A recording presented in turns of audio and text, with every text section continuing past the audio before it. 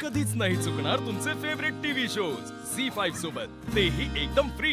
तिला आतापर्यंत एवढं इमोशनल केलंस म्हणून तू जिंकत आलीस, पण जगन्नाथला हरवू नाही शकत बरं का तू। तू स्वतःच्या जीवावर काय केलंय आयुष्यात, काय कमवलंय, हा केलंय का? तुझी लेक सुद्धा माझ्या लेकीच्या जीवावरच मोठी होतीये, नाव कमवतीये, पैसा कमवतीये। काय केलं काय तुम्ही दोघी मायलेकीने? काय ग भैरवी, तुला भीती नाही वाटली तुला हे असं इथे बघून? हे म्हणजे एवढी शांत कशी ग तू? मला वाटलं होतं एव्हाना भयंकर आरडाओरडा केला असशील। इकडे येत असताना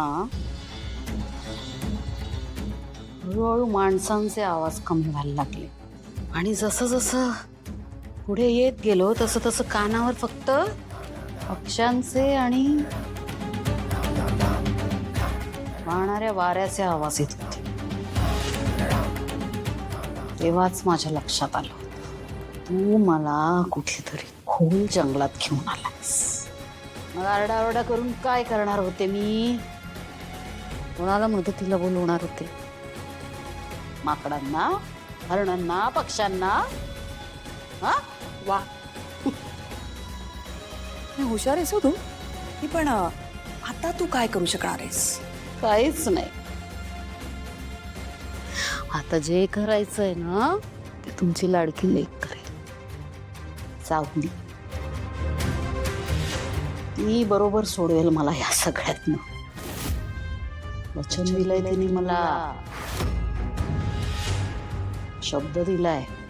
शब्द मोडणार नाहीच ती, तिचे संस्कार आहेत तसे। पण परिस्थितीच अशी तयार होईल ना की सावली एकही शब्द न बोलता सारंगला जे काही कळायला हवंय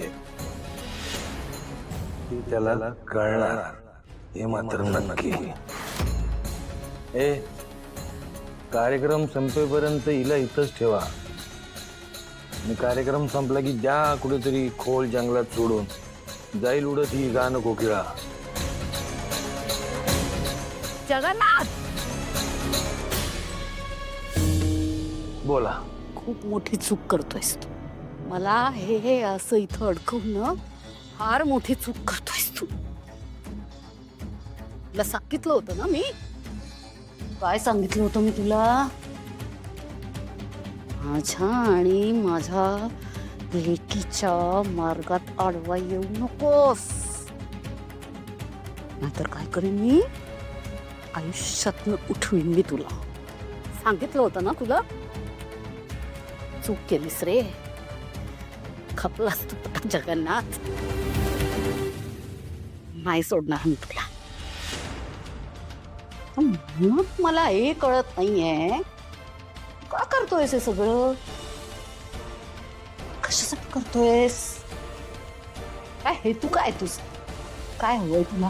पैसा हवाय, पैसा। झी5 ॲप डाउनलोड करा आणि पहा सर्व एपिसोड्स एकदम फ्री।